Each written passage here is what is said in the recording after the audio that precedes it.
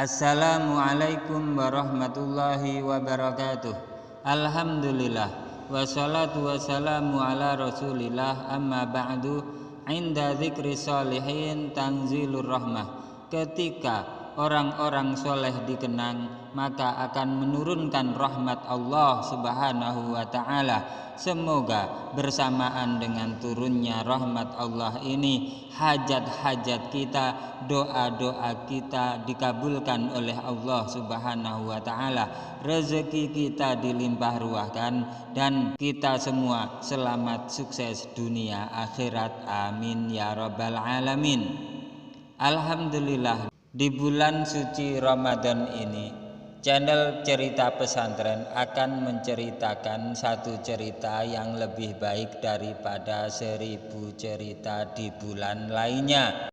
Rasulullah Shallallahu Alaihi Wasallam telah menganjurkan umatnya untuk menyegerakan berbuka puasa ketika sudah masuk waktunya. Namun ada seorang laki-laki ahli puasa yang justru suka mengakhirkan berbuka. Kisah ini diceritakan oleh Ibnu Qayyim al-Jauziyah dalam kitab Ar-Ruh dari Al-Qayruwani, yang menerima kabar dari seorang syekh yang memiliki banyak keutamaan.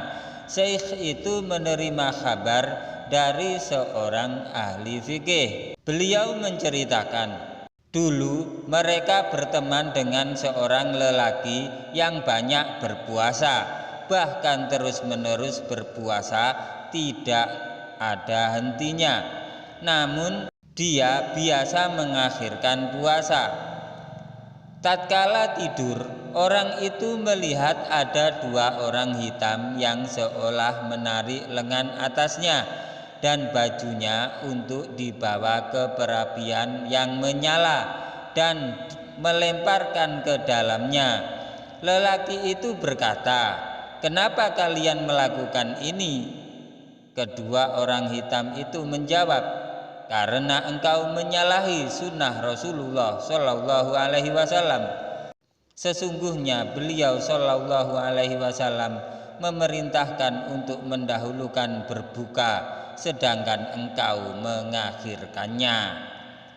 Kemudian pada pagi harinya, wajah lelaki ahli puasa itu menjadi hitam karena terbakar api, sehingga dia pun menutup wajahnya di hadapan orang-orang.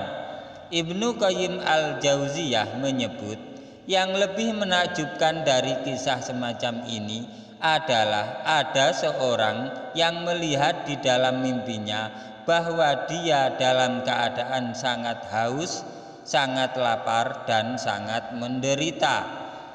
Lalu orang lain memberinya minum, memberinya makan, atau mengobatinya dengan suatu obat. Begitu dia bangun dari tidurnya, semua rasa itu hilang, dan orang-orang yang melihatnya pun ikut takjub.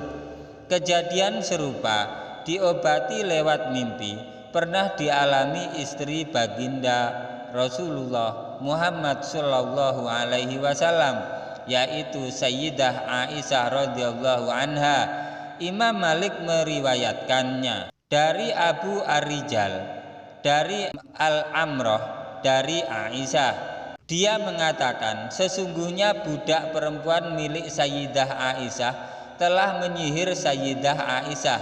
Lalu seseorang pelayan masuk ke kamar Sayyidah Aisyah yang sedang sakit. Pelayan itu mengatakan bahwa Sayyidah Aisyah sedang disihir. Lalu Sayyidah Aisyah bertanya, "Siapa yang menyihirku?" Pelayan itu menjawab, "Seseorang budak perempuan yang di kamarnya ada anak kecil yang mengencinginya." Lalu Sayyidah Aisyah memanggil budak perempuannya. Kemudian budak perempuan itu berkata, "Aku akan kembali setelah aku cuci dahulu kencing di bajuku." Sayyidah Aisyah bertanya kepadanya, "Apakah engkau menyihirku?" Budak perempuan itu menjawab, "Iya." Sayyidah Aisyah bertanya, "Apa yang mendorongmu melakukan itu?" Budak perempuan itu berkata, "Aku menginginkan untuk segera dimerdekakan." Maka Sayyidah Aisyah pun memerintahkan saudara lelakinya untuk menjual budak perempuan itu kepada orang Badui yang bersikap buruk pada budak yang dimilikinya. Saudara lelakinya pun menjualnya. Kemudian Sayyidah Aisyah bermimpi bahwa beliau mandi dari air 3 sumur yang beliau ambil airnya dari masing-masing sumur itu.